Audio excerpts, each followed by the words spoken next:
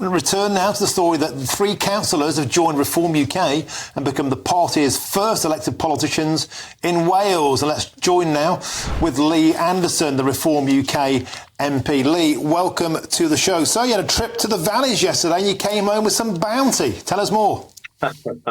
Yeah, I came back with some very, very good news, Martin. 3 brilliant local independent councillors on Tuffane Council have made the brave and bold decision, the right decision, may I add, to join Reform UK Wales. And they are the first Reform group of councillors in the whole of Wales. It's an historic moment. And I tell you what, the feeling I got around the town and in the pub that we went into after is that Reform, the People's Army, are now on the march in Wales. And that's wonderful news for the people of Wales who, quite frankly, have been let down for donkey's years by the Labour Party. Now, Lee, you were saying in the video that Labour have been useless in Wales. This lot are the People's Army, but it's fair to point out that on this particular council, the Labour Party holds 29 of 40 seats, the Reform 3, a former Independent 3. There they are in a bit of a Reservoir Dogs style video there, Lee. Have you strolled in down outside the boozer in slow motion? I'd expect no less from you and the Reform Party. But tell us, can you make a serious difference? The Brexit Party did OK at the 2019 European elections. A couple of MEPs got away. But the Brexit Party and Reform have never won anything in Wales. What's different this time?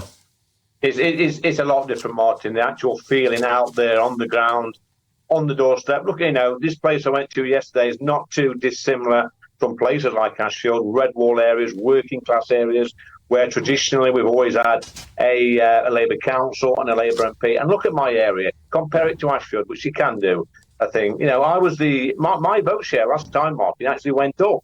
I was one of only 2 red wallers from the 2019 election who retained a seat. The other was Matt Vickers up in Stockton, but he had a very, very kind boundary change. Look, people out there want change, and Reform UK offers something different.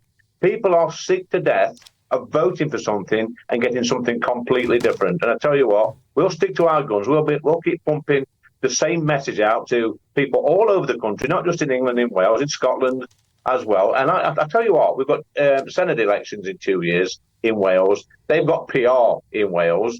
And I tell you what, we're going to win seats. So, Martin, if you fancy standing, get your centres at Swansea, go and move there for a few years and learn a bit of Welsh. And who knows, you could be in the Senate in 2 years. Well, Lee, my Welsh is worse than my King's English. And on that point, I want to pass you over to Chris Hope. He's got a question for you. Lee Anderson, great to see you. The polling does support what you're saying. We've got this polling from We Think polling showing that Labour's down 6 points since the election, Reform's up 5 points, the Tories becalmed at 20 points. That suggests that support is leaching from Labour towards Reform UK, and that must be a worry, it seems. And how is, you say you're well received in the pub there. When I was covering the Brexit Party campaign that Nigel Farage led in 2019 for European Parliament, he was heckled and booed in Merthyr Tydfil. He was told to go home, we don't need you here, Nigel Farage. Are you sure that's a fair reflection of all people's views of Reform UK? I think it is, Chopper. I think, politics changes very quickly these days. People are fed up. Look at the last election, for example. Yeah, Labour got a massive landslide, but the amount of people that voted for Keir Starmer was well down. People are a little bit fed up with politics. Like I said to Martin, they're fed up of voting for one thing and getting another. They've seen now that Reform's got 5 world-class MPs in Westminster. We've got councillors now. Our membership has shot up from 20,000 when I first joined to nearly 80,000. People are joining every single day.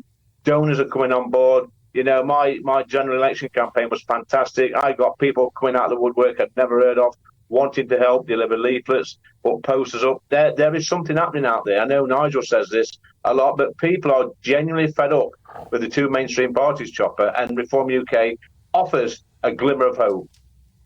OK, Lee, now we've got Councillor David Thomas on the show at 5 o'clock. He's the leader of the Reform Welsh 3. But before that, something else you've done today. You sent a rather angry letter, shall we say, to Yvette Cooper, the Home Secretary. You're talking about those who've been arrested, and you're coming out with some pretty spicy words about their presumption, you think, of guilt, not innocence. Tell us more. Well, in this, we pride ourselves in this country, Martin, on being innocent until proven guilty. Now, the Home Office put this tweet out which said criminals. So they're sort of assuming the 1,000 people that's been arrested are already criminals, which is why I sent this letter to Yvette Cooper. Now, bear in mind, this Twitter platform, X platform, if you like, this is the Home Office. This is not some angry politician at 11:30 at night who's probably been on the bottle and decided to tweet something out and then regretted it the day after. This is the Home Office, and I think it's an absolute scandal. You said here, innocent until proven guilty. That tweet's on the screen now.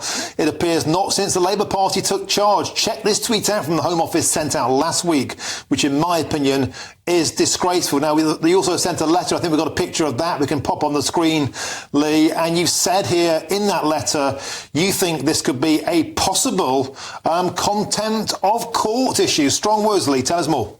Well, you know this, Martin. If you talk about a live court case and, make statements on social media, even when we're sat in the House of Commons, if we accidentally mention a current court case, we get slapped down by the Speaker. We can't influence the outcome of any sort of trial. And for the Home Office to say these 1,000 people are criminals, now, it might be the case that most of them are get convicted and face the full wrath of the law. And so be it. But you cannot prejudge that. You cannot say these people are automatically criminals. Where have they got this information from? And to what end, Martin?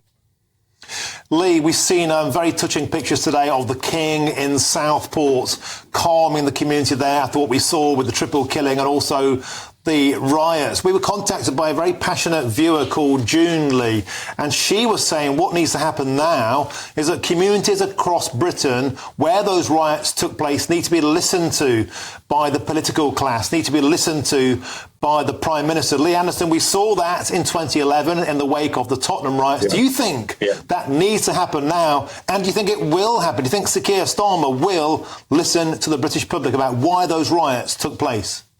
Well, I came on GB News, I think it's 3 weeks ago when the riots were happening, Martin. I said exactly this. It's all right locking people up, banging them in prison and putting them through the judicial system, quite sharpish. But at the end of the day, you have to sit down and speak to these people.